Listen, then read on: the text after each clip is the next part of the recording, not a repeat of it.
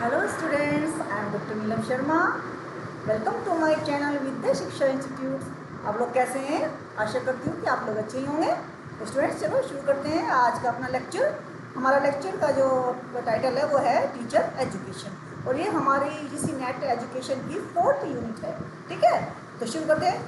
A teacher is essentially the one who delivers an educational material, provides instructions based on certain prescribed syllabus. है ना. Teacher इस क्या होता है? essentially the one who delivers an educational material, पढ़ाता है ना, कंटेंट डिलीवर करते हैं. प्रोवाइड इंस्ट्रक्शन, निर्देशन देते हैं कि आपको ये करना है, ये पाठ पढ़ के आना है, ये सिलेबस पूरा करना है, यहाँ से यहाँ तक पढ़ना है. Guide the students in accomplishing their objective which are synced with that aim of education. जो शिक्षा का उद्देश्य है उसको पूरा करने के लिए वो क्या करते हैं, है ना, क्या करते हैं स्टूडेंट्स को वो करते हैं, मतलब कि आगे बढ़ाते हैं, है ना.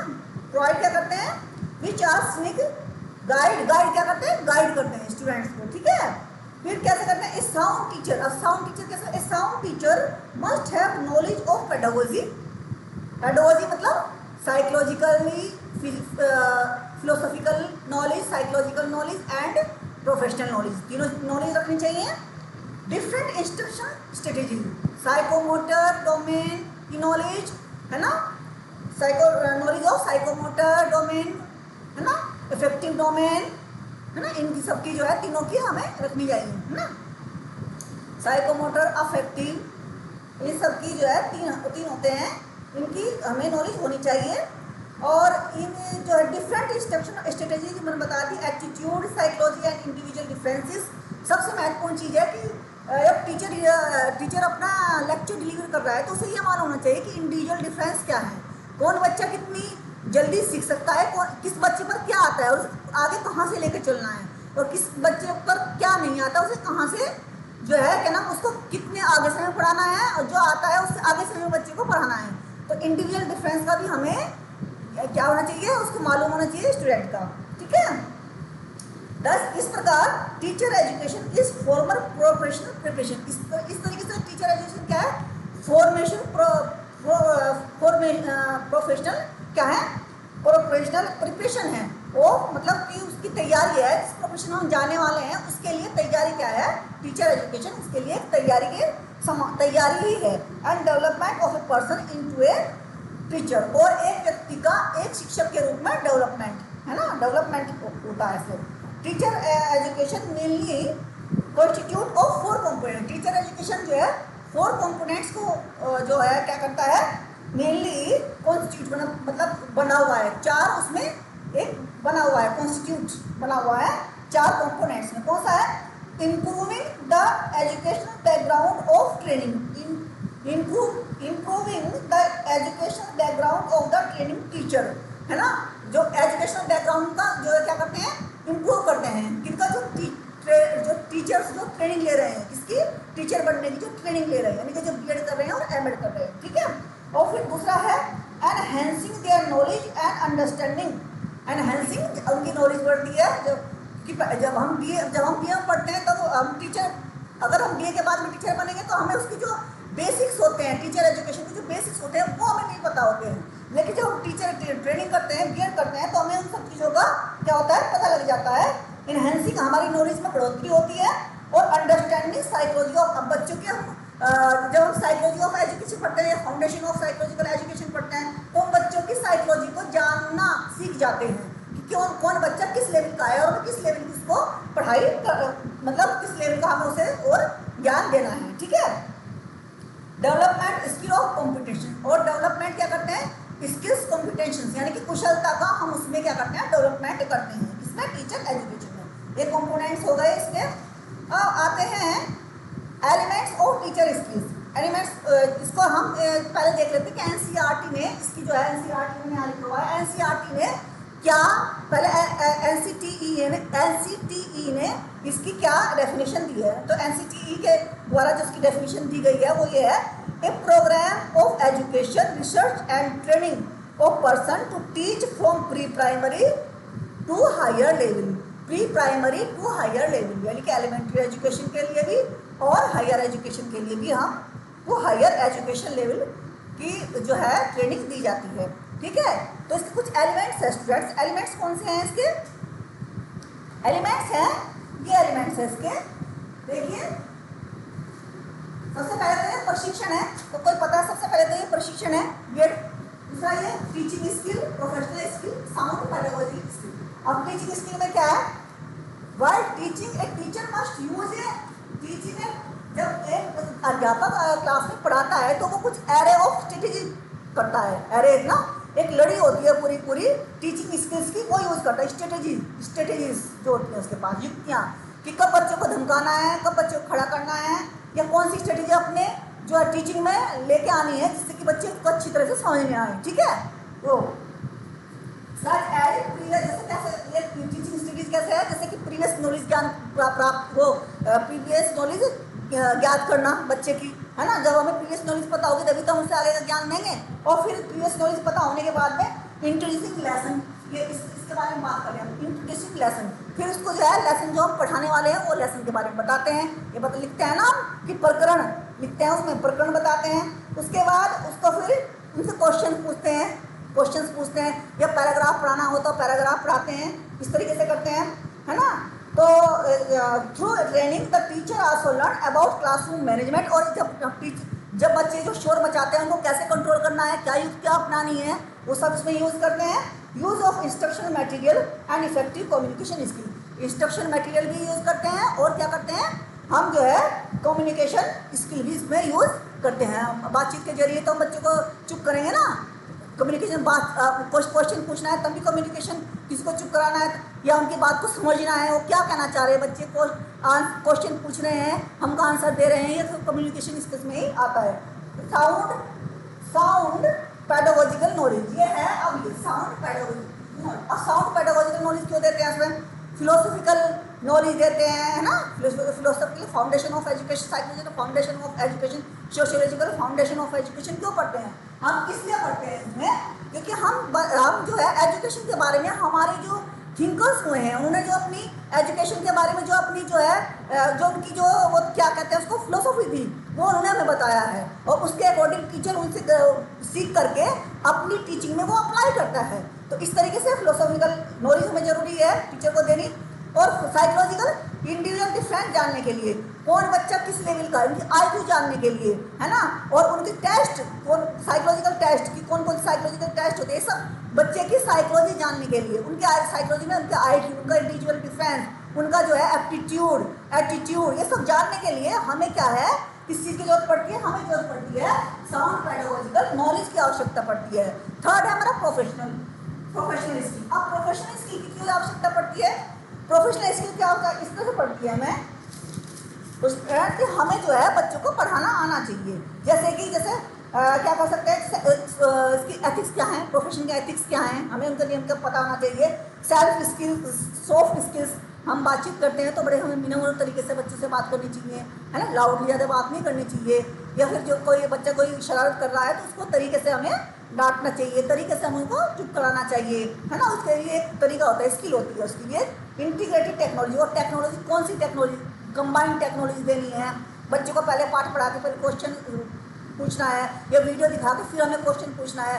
कंबाइंड हाइब्रिड जो से कहते हैं ना टेक्नोलॉजी, उसको यूज़ करके हमें इनको क्या करना है, अपनी टीचिंग में इस्तेमाल करना है। काउंसलिंग स्किल्स, बच्चा कोई परेशानी लेके आ रहा है बाई चांस, तो उसको हमें काउंसलिंग करनी है कि हाँ ये परेशानी है, उसको परेशानी दूर करने के लिए हमें प्रयास करने चाहिए, टीचर को प्रयास करने चाहिए। और मैनेजमेंट स्किल, पूरी क्लासरूम को मैनेजमेंट करना आना चाहिए। क्लास में शोर नहीं होना चाहिए, और शोर ना हो इसके लिए हमें जो कुछ प्रयत्न करने चाहिए जो टीचर करता ही है ना। इंटरपर्सनल स्किल्स, इंटरपर्सनल मतलब एक बच्चे के बीच में आपस में कम्युनिकेशन, यानी इंटरपर्सनल व्यक्तिगत रूप से भी हमारा संबंध होना चाहिए। हमें एज ए टीचर भी, कभी कभी हमें पेरेंट्स का रूप भी, कभी कभी हमें एज ए जैसे माता पिता बच्चे को समझाते हैं ना, कभी वो भी रूप हमें धारण कर लेना पड़ता है बच्चों को कोई चीज़ समझाने के लिए, सिखाने के लिए। ठीक है, ऑब्जेक्टिव ऑफ टीचर, यानी इसमें इंटरपर्सनल मतलब संबंध, एक दूसरे से संबंध करना। ठीक है, अब आगे बात अब है NCT। अब इसका जो शीर्षक निकाय है वो है एपेक्स बॉडी। ये कौन सी है? NCTE क्या है? NCTE क्या है? इसकी अपेक्स बॉडी है, शीर्षक निकाय है। यही सारी जो है हमारी बीएड एमएड जितने भी है इन सब के लिए टीचर ट्रेनिंग, बीएड एमएड है ना, ये डीएलएड, इन सब के लिए क्या है ट्रेनिंग प्रोग्राम्स बनाते हैं, ठीक है, टीचर्स के लिए। अब इनका फुल फॉर्म क्या है? National curriculum, national council for teacher education, national council for teacher education इसका फुल फॉर्म है, ठीक है। अब इसके जो है ये प्रशिक्षण है, तो आप जानते हैं प्रशिक्षण है। अब इसके जो है ऑब्जेक्टिव्स भी हैं स्टूडेंट, इसके क्या है? ऑब्जेक्टिव्स भी हैं। अब ऑब्जेक्टिव्स क्या हैं? इनके ऑब्जेक्टिव्स हैं, ऑब्जेक्टिव्स हैं इनके, देखिए क्या ऑब्जेक्टिव है इसके। अब इसके जो ऑब्जेक्टिव्स ऑफ टीचर एजुकेशन क्या है? ऑब्जेक्टिव ऑफ टीचर क्या है? To provide opportunity for assimilation and articulation of innovative self learning, है ना। क्या कि ability to express clearly, articulation मतलब कि टीचर को क्या करना, टीचर एजुकेशन में क्या करते हैं कि टीचर को मतलब क्या करते हैं हम, एबिलिटी टू एक्सप्रेस, अपने आप को प्रकट, अपने आप को जो आप पढ़ा रहे हैं उसको प्रकट करने की, यानी कि जो आपके अंदर है क्वालिटी उनको एक्सप्रेस करना। जो आपने ट्रेनिंग में क्या करते हैं, जो हम डिलीवर करते हैं, कुछ डिलीवर करते हैं ना, तो जैसे लेक्चर डिलीवर करते हैं, उनको एक्सप्रेस करना, क्लियरली एक्सप्रेस करने की अपॉर्चुनिटी मिलती है बीएड करने में, है ना। हमें पूरा जो सेटअप मिलता है, एक क्लासरूम का सेटअप मिलता है ना, हमें बच्चे भी होते हैं वहाँ, तो हमें अपने क्लियरली क्या निकालते हैं, एक्सप्रेस करते हैं अपने आप को।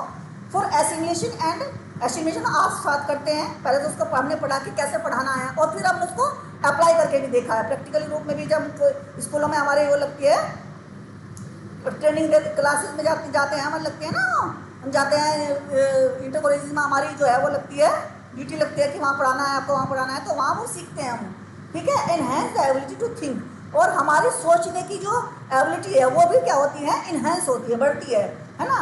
बी सेल्फ क्रिटिकल, हमें जैसे मान लीजिए मैं पढ़ा रही हूँ, तो मुझे अपनी वीडियो देख के पता लग जाता है कि आज मैंने कैसे पढ़ाया, अच्छा नहीं पढ़ाया, या आज मुझे यूज़ करना चाहिए था, या ये क्या स्ट्रेटेजी मुझे यूज़ करनी चाहिए थी जिससे कि मैं और बेहतर पढ़ा सकती। तो सेल्फ क्रिटिकल की जो नॉलेज होती है वो भी हमें मिलती है। And be able to work in group, और ग्रुप में जब बच्चे बैठे हुए हैं तो ग्रुप के साथ हमें कैसे इंटरेक्शन करना है उसका भी ज्ञान हमें इसमें मिलता है।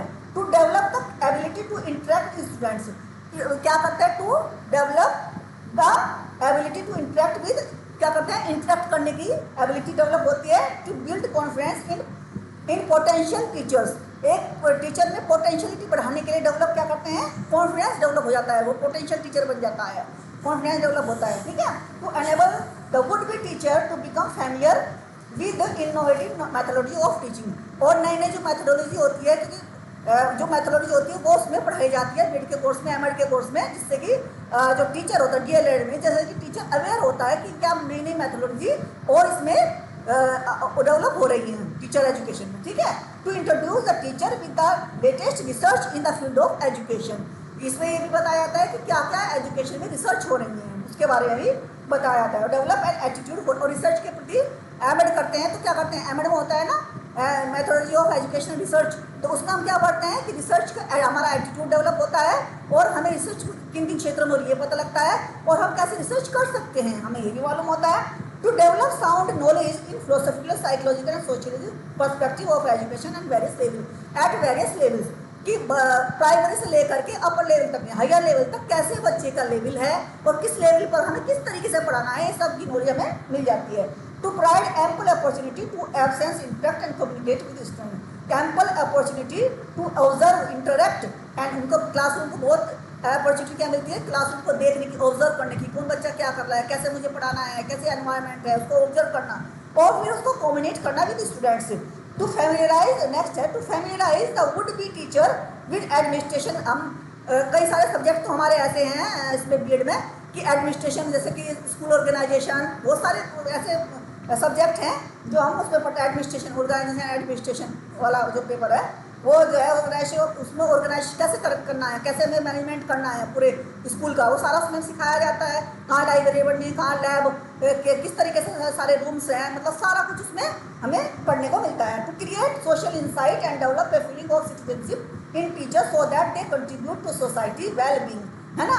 तो क्या सोशल, इस तरह से हम सोशल होना बच्चों के साथ में सोशल होना सीखते हैं, और एक इंसाइट हमारी डेवलप हो जाती है बच्चों को पढ़ाते पढ़ाते कि हम अच्छे, जब हम अच्छा पढ़ाएंगे तो अच्छे सिटीजन, खुद भी अच्छे सिटीजन हैं क्योंकि हम टीचर हैं, अच्छे सिटीजन हैं, होना भी चाहिए, और जो बच्चे हैं वो भी अच्छे सिटीजन बने। तो इस तरीके से हम क्या है कि सोसाइटी की वेलबींग के लिए कार्य करते हैं। तो स्टूडेंट्स, नेक्स्ट जो है इससे आगे का अगली वीडियो में पढ़ाऊंगी। अब मैं कर लेती हूँ थोड़े से, आपको बता देती हूँ थोड़े से PYQ, UGC net education PYQ 2023 के सेकंड शिफ्ट के। तो स्टूडेंट्स यहाँ आ जाते हैं।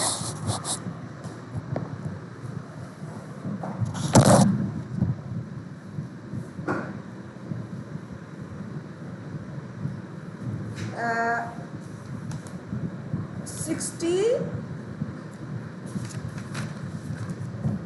61 क्वेश्चन पे आते हैं हम। 61 क्वेश्चन पे आ जाते हैं। द इंटरनेशनल 61 क्वेश्चन पे आते हैं। विच एपेक्स बॉडी, देखो अभी भी मैं आपको पढ़ा ही रही थी, है ना, इसमें क्वेश्चन आ गया ना एक। The apex body, which apex body is regulating integrated teacher education programme in the country. तो कौन सी है? NCTE। कौन सी है? NCET। कभी कभी मेरे मुंह से कुछ दूसरा शब्द निकल जाता है, मान लीजिए NCERT कुछ निकल जाता है तो वो गलत है ना, वो गलत है, उसके लिए सॉरी। लेकिन NCTE इसकी है, which apex body is regulating integrating teacher education programme in the country, वो है NCTE, national council for teacher education. फिर है तो international classification of functioning disability and health conceptualizes a person level of functioning as a dynamic interaction between his or her, है ना। The international क्या? The international classification of functioning disability and health conceptualizes a person level of functioning as a dynamic interaction between his or her। प्रक्रियात्मक निश्चकता व स्वास्थ्य का अंतर्राष्ट्रीय वर्गीकरण, एक व्यक्ति की प्रक्रियात्मकता के स्तर को उनकी निम्न में से किसके बीच की अंतःक्रिया के रूप में संकल्पनाबद्ध, है ना, करता है। तो इसमें दे रखे हैं 5 options: health conditions, environmental factors, personal factors, economic factors, innovative factors. 5 दे रखे हैं। तो हेल्थ और डिसेबिलिटी की बात आ रही है, तो हेल्थ का आ रहा है तो हेल्थ का तो उसमें होगा ही होगा, ये ऑप्शन सही। हेल्थ कंडीशंस आएगा इसमें, एनवायरमेंट आएगा इसमें, और जो है पर्सनल फैक्टर आएगा, ठीक है। तो 3 हो जाएंगे, हमें ABC इसका सही आंसर है। नेक्स्ट क्वेश्चन है 63, screening measures that can assist in diagnosis of autism spectrum disorder, ठीक है। Screening measures that can assist in the diagnosis of autism spectrum. तो स्वायत्तता स्पेक्ट्रम विकार के निदान में सहायक स्क्रीनिंग की विधियों में शामिल कौन सा है? 5 दे रखे हैं इसमें। ऑटिज्म बिहेवियर है पहला ऑप्शन, दूसरा ऑप्शन है डेवलपमेंट बिहेवियर चेकलिस्ट, है ना, C है सेल्फ कॉन्फिडेंस चेकलिस्ट, D है साइको एजुकेशन प्रोफाइल रिवाइज्ड, यानी कि PEPR, है ना। और तो इनमें से जो सही आंसर है वो है BCD, development behaviour checklist, EBBO self confidence checklist, और D है साइको एजुकेशन प्रोफाइल रिवाइज्ड। ये इसका सही आंसर है। अब है नेक्स्ट क्वेश्चन। नेक्स्ट क्वेश्चन है इसका, अब 64 क्वेश्चन पे आ जाते हैं हम। Match the following books with their author. Match the following books with their authors, यानी कि जिन्होंने ये पुस्तकें लिखी हैं उनके ऑथर्स के नाम दिए गए हैं, आगे पीछे दिए गए हैं, हम उन्हें एक साथ मिलान करना है। जैसे शैक्षिक, जैसे ये है, अब उनका मैं वही पढ़ देती हूँ आपको, ज़्यादा बड़ा क्वेश्चन हो जाएगा। शैक्षिक ज्ञान, जैसे शैक्षिक ज्ञान है और शैक्षिक ज्ञान और वर्चस्व, है ना, शैक्षिक ज्ञान और वर्चस्व, इसके जो राइटर है वो कौन से हैं? कृष्ण कुमार। कौन से हैं? कृष्ण कुमार। शिक्षा, ये क्वेश्चन थोड़ा तुम्हें अजीब लग सकता है क्योंकि ये थोड़ा सा जो है बहुत ही क्वेश्चन है, ये आपको थोड़ा मतलब ऐसा लग सकता है कि ये क्वेश्चन होगा नहीं, लेकिन हो जाएगा। शिक्षा में बदलाव के सवाल, तो ये है अनिल सदगोपाल की शिक्षा और जन आंदोलन, ये है आपकी साधना सक्सेना की। और दिवा स्वप्न ये आपकी गीजूबाई बदेगा की ये बुक्स है और ये इनके ऑथर्स के नाम हैं।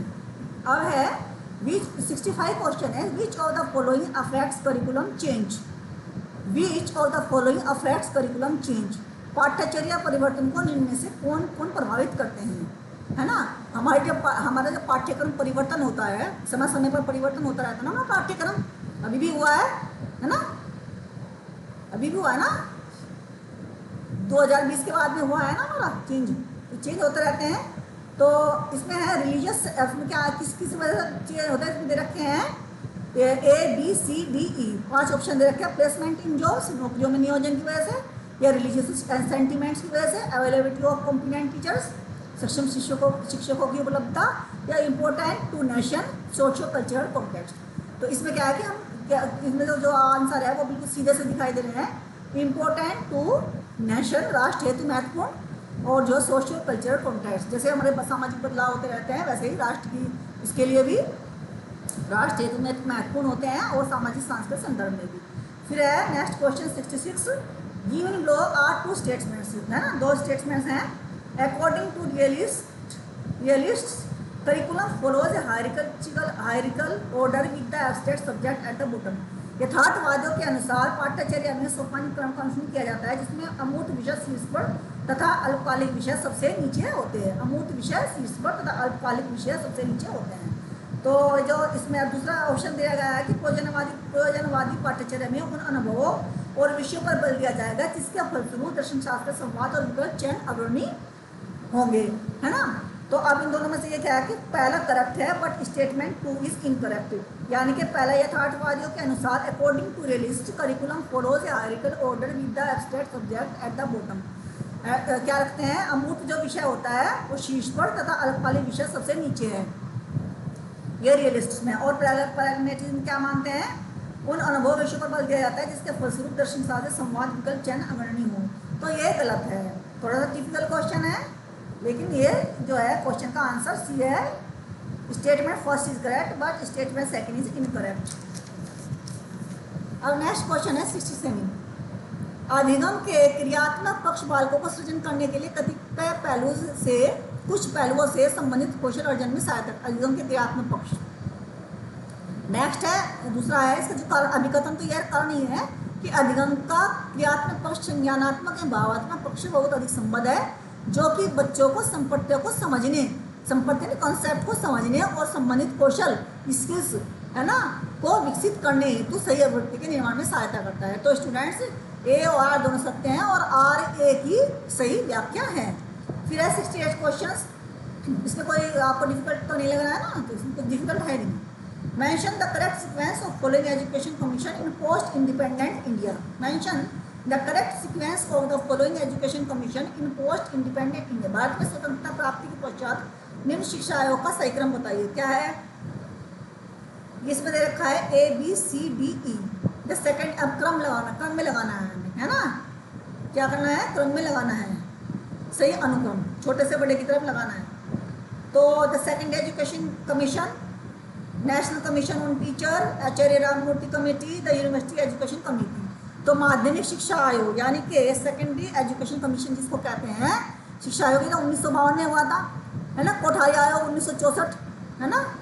और जो है राष्ट्रीय शिक्षा आयोग की स्थापना जो हुई थी 1995 में की गई थी, राममूर्ति की 1990 में की गई थी। और इसकी जो है उसकी की गई थी हमारी इसकी 1948 में की गई थी डॉक्टर सर्वपल्ली राधाकृष्णन की। तो सबसे पहले कौन सा आएगा, डॉक्टर सर्वपल्ली राधाकृष्णन आयोग, यानी कि ये आएगा 1948 में। तो इस तरीके से हम इसको क्रम में लगा देंगे, यानी कि द यूनिवर्सिटी एजुकेशन कमीशन 48 ही सबसे पहले आएगा, ठीक है। तो इसका जो आंसर सही होगा वो होगा DAEBC। अब आ जाते हैं 69 क्वेश्चन पर। 69 क्वेश्चन में है कि फिल इन द ब्लैंक्स है, बोर्ड शिक्षा में शिक्षण अधिगम प्रक्रिया व अधिगम आयु निम्न में से किन किन पर आधारित होना चाहिए, है ना। बोर्ड शिक्षा में शिक्षण अधिगम प्रक्रिया व अधिगम आयु में, यानी कि teaching learning process and learning strategy in adult education should be based, किस पर बेस्ड होनी चाहिए, एडल्ट एजुकेशन होती है ना, तो किस पर बेस्ड होनी चाहिए, क्लास एडल्ट एजुकेशन किस पे, एक्सपीरियंस बेस्ड, सेल्फ डायरेक्टेड, अपने आप से हम प्रौढ़ शिक्षा जो लेते हैं तो अपने आप से पढ़ते हैं ना अधिकतर, सेल्फ डायरेक्टेड क्योंकि वो अपने घर में अधिकतर घर में रह के पढ़ते हैं। रेडीनेस टू, उनका इच्छा की रेडीनेस टू लर्न, सीखने की इच्छा होनी चाहिए। सेल्फ डायरेक्टेड क्योंकि इनके पास कोई टीचर तो उपलब्ध होता नहीं, तो सेल्फ डायरेक्टेड।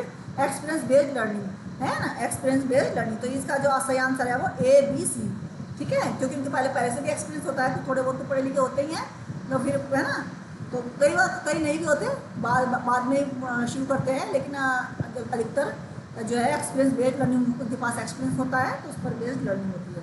फिर है एक अभिकथन के निम्नलिखित दो लिखित हैं, दूसरा उसके कारण, एक तो अभिकथन है, दूसरा उसका कारण है। कौन सा? 70 क्वेश्चन है। Ethical leadership is not relevant in education as ethical standards are not applicable to administrative roles, यानी कि शिक्षा में नैतिक प्रासंगिक नहीं है क्योंकि प्रशासनिक भूमिकाओं में नैतिक मानदंड लागू नहीं होते, जो कि यह है। और दूसरा यह है शैक्षिक प्रशासन में नैतिक अनिवार्य है, ये तो बिल्कुल सही है क्योंकि यह नैतिक रूप से निर्णय करने और नैतिक व्यवहार के तौर पर कार्य करने पर बल देता है। शिक्षा हो, एजुकेशन हो, उसमें नैतिकता ना हो ऐसे तो कभी हो नहीं सकता, तो शैक्षिक प्रशासन में नैतिकता अनिवार्य है, तो A is not correct but R is correct. इसमें दिया है ना नैतिक प्रासंगिक नहीं, इसमें दिया है ना शिक्षा में नैतिक प्रासंगिक नहीं है, तो ये गलत हो गया, शुरुआत में इसी गलत है। तो स्टूडेंट्स हमारे जो क्वेश्चन हो गए कितने हो गए? हमारे क्वेश्चन हो गए 70। कितने क्वेश्चन हो गए हमारे? हमने 60 से स्टार्ट किया था और 70 तक हमारे क्वेश्चन हो गए। धीरे धीरे ये 100 कंप्लीट हो जाएंगे, फिर आ जाएंगे हम 2024 पर।